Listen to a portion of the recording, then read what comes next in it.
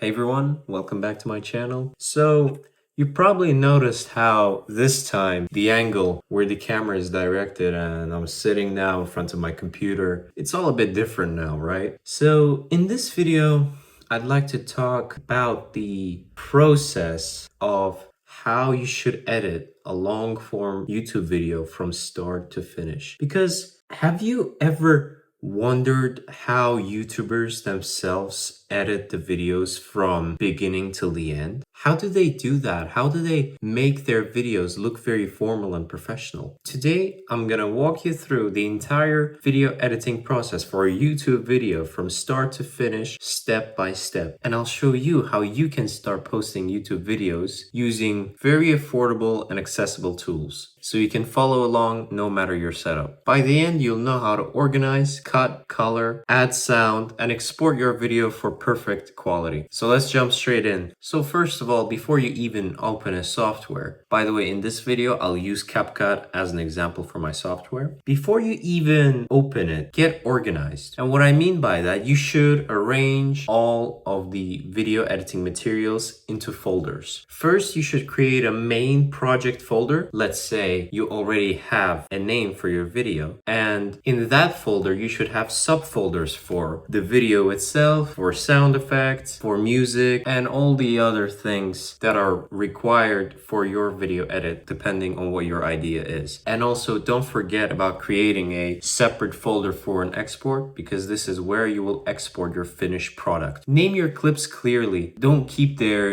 original names like IMG, the original names a device can provide. It's better if you rename them for something that's suitable and recognizable to you, just so you don't get lost after a certain amount of time when you're looking for them. When you get organized, you save time for later, and the creation of your final project isn't turning into an absolute mess. Now on my screen right now that you should be able to see too, I'm showing you an example of my personal video that I've already posted actually, but I'll show you a process of how creating a video like that would look like. And this video is 5 stages of video editing. And by the way, I'll leave the link to this video in the description for this video or in the comments section, because trust me, this video will show you specifically the stages of creating a video edit, any edit, regardless what it is. Short form, long form, it doesn't matter. The methods and stages I've described in this edit are suitable for every type. And it is tailored specifically for beginners. So if you're a beginner and you're not sure where to start, make sure to check out this video.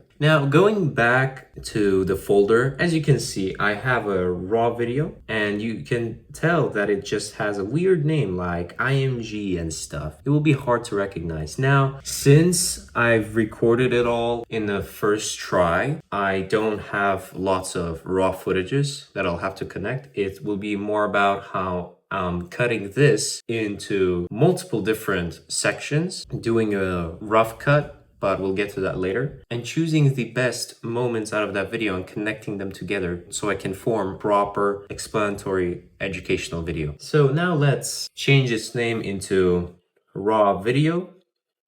If you have multiple videos, then you can number them: raw video 1, raw video 2. For this one, we can actually change it into raw video 5 editing stages.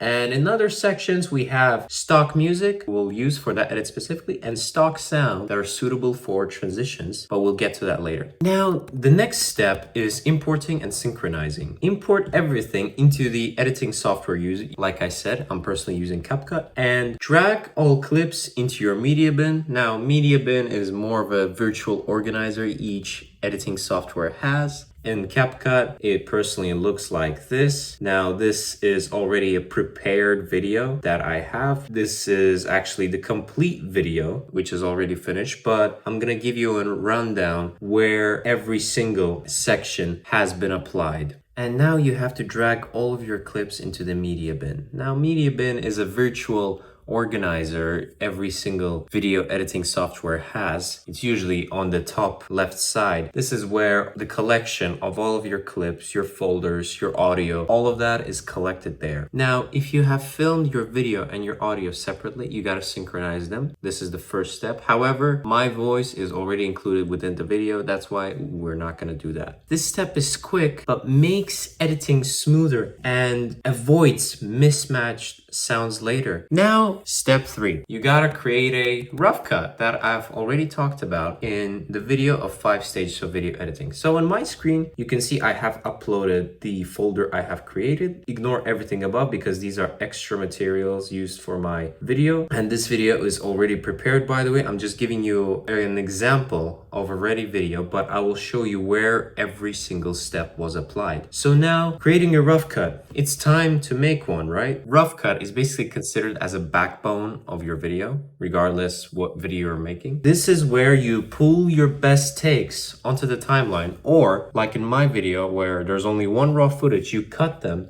into pieces and select the best clip where the way you spoke and the audio quality is the best. That's why it's recommended to record multiple takes of one scene. This is what I do, but since I have only one recording, it is a one big raw video that needs to be cut into a smaller one. Let's say if this video has 18 minutes of footage, it's being shrunk down into almost 9-minute video. Now, back to rough cut. For now, you shouldn't worry about perfection or effects. Right now, what you should do is, let's say, if you have one raw footage, you gotta cut it just like I did. Like you can see, there are multiple spaces here where I'm not saying something like or ah. I'm not taking big gaps in my speaking. It is all done so the viewer doesn't lose attention and doesn't get bored listening to you. Now, if you're a very fluent speaker, if you don't have any difficulties explaining yourself, you can do it all in one take. It isn't really required to make a rough cut from your side. Rough cut is more about trimming out your mistakes that you've done while recording your video. Now, if you don't do that, if you're great at speaking in front of the camera, that's completely fine. You can skip this step. The next step is refining your edit or fine cutting it, that I've also described in my video of 5 stages. So what it means now is where you adjust the pacing of your video. Is it too slow? Make it faster. Is it too fast? Make it slower. This is where, like I said, you can add very smooth transitions during that time. This is where you can start using different effects to make your video look more interesting. Now, in my video, I haven't added much because I didn't consider that necessary. I added more text just so the viewer can have an idea of which part of the video they are currently right now. So I don't think from my side transitions were required. However, when you're editing your own video, depends on your circumstance, and if you believe that it's better to hide a cut done with a transition, then use one. Because remember, editing is about making sure that it still remains invisible for the viewer. The viewer shouldn't notice how you made a cut. The viewer should find whatever story you're explaining in your video interesting. By doing all these things, you're making your video look professional. Now, don't get me wrong, I'm not a professional, but I'm not a beginner either. I'm more of an intermediate editor, and I'm still learning, just like you are. But most of you are beginners, and I'm trying to explain to you how I'm starting my journey when I was at your stage. And I'm explaining to you how it's better for you to start your journey, because I've used to be in your stage too. Now, the next step, once you've done that, is adding sound effects and music. Now remember,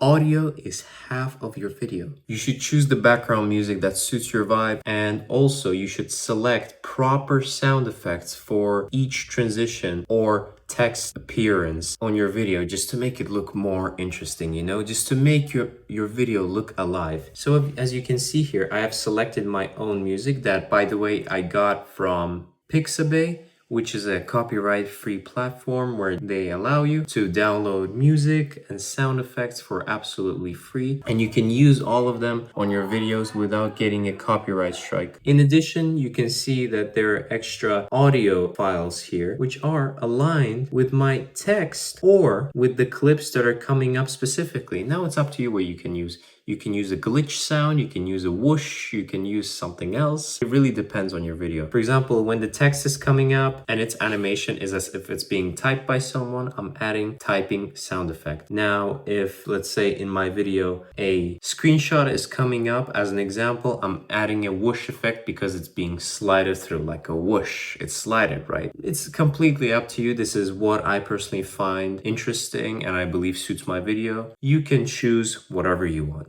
Now, color correction and text. First, you have to color correct. Fix the light balance, the exposure, the contrast of your video, just so it doesn't look very bright and soulless, you know? It should look very interesting. Now, in this video, I have already done that through the adjustment feature on CapCut. I have changed the temperature into 15, made the tint -5, saturation 5. Exposure and contrast, I didn't consider necessary to change because the lighting of my video overall was all right. But again, if it is different for you, you can play around with that. You can see what works and what doesn't. Just remember, it should look realistic, shouldn't make your video look flat, and it should make the viewer still be interested and not annoyed because of the bad color corrected video. Because if it's badly color graded, it's not going to be interesting to watch. The viewer will press on it, and the moment they realize it isn't good, they will just leave your video and forget about you. And text, like I've mentioned before, you should add text where it is necessary to have. For example, in this video,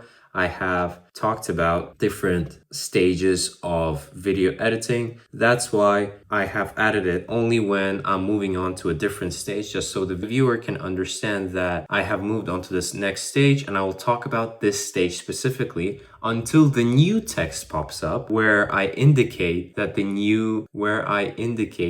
I have moved on into the new stage again. You can also add subtitles to your video. It's completely fine.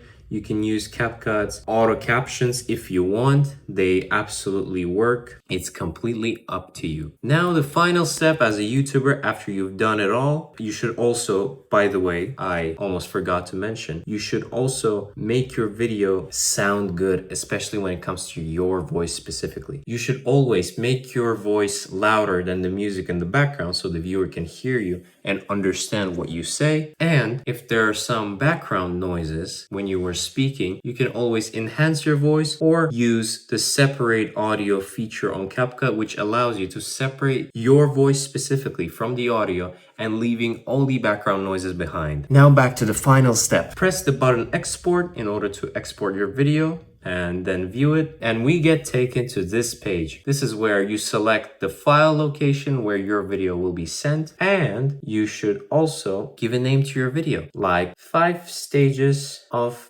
video editing for beginners. And remember, it's better to keep the resolution of your video 4K or above because YouTube tends to promote these videos better than the ones that are full HD or even less. Of course, fix your FPS. It's better if you make it 60 so the viewer can comfortably watch your video. But if you keep it 30 FPS, that's fine too. I personally prefer making it 60. And boom, once you press export, it's done. You can now wait until your video gets exported and you can sit and watch and see if it requires fixing or it is ready to be posted on YouTube and you can start earning your first views. So that's it, ladies and gentlemen. If this helped, go watch my video on 5 stages of video editing where I've discussed all of these stages in more detail. And also watch my video on 5 video editing mistakes beginners make when they just start editing. Now, the reason why I'm telling you to watch it because I might have explained to you the stages of video editing